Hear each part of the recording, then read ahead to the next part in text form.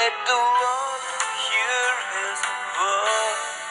ஆரோக்கியமுள்ள நாவு ஜீவ விருட்சம், நாவின் மாறுபாடோ ஆவியை நொறுக்கும். நீதிமொழிகள் 15வது அதிகாரம் 4வது வசனம். ஒரு இளம் பெண் ஒரு வயதான முதியவரிடம் வந்து, நான் எப்போதுமே எதிர்மறையான வார்த்தைகளையும் பிறரை குறித்து தீங்கான காரியங்களையுமே பேசிவிடுகிறேன் என்று மிகவும் வருத்தப்பட்டு சொன்னாள். அதற்கு அந்த முதியவர், நீ போய் ஒரு பறவையை வாங்கி அதன் இறகுகளையெல்லாம் பிடுங்கியெடு என்றார். அந்த பெண்ணும் அவர் சொன்னபடியே செய்து மீண்டும் அந்த முதியவரிடம் வந்தாள்.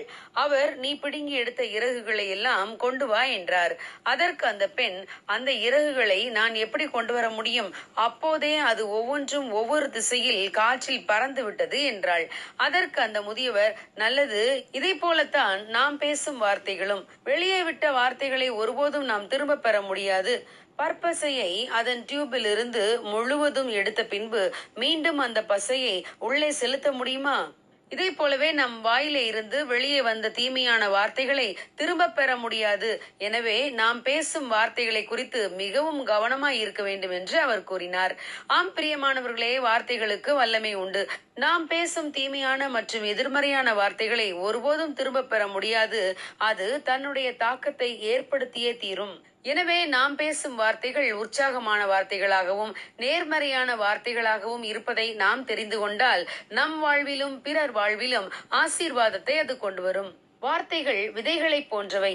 அவை நிச்சயம் ஒரு அறுவடையை கொடுக்கும்.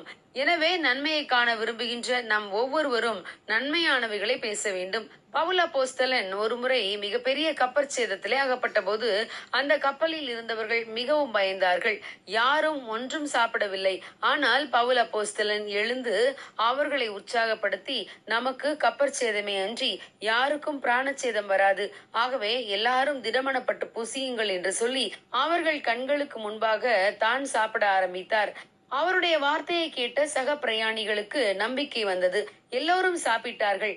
கப்பல் உடைந்து துண்டு துண்டாய் போன போதும் எல்லோரும் நீந்தி கரை சேர்ந்தார்கள். ஆம் பிரியமானவர்களே, நாம் பேசும் வார்த்தைகள் அநேகரை வாழ வைக்கும், அநேகரை உற்சாகப்படுத்தும். எனவே இனி எப்படிப்பட்ட வார்த்தைகளை பேச போகிறோம்? நேர்மறையாய் பேச இன்றே தீர்மானம் செய்வோம். God bless you. Have a good day.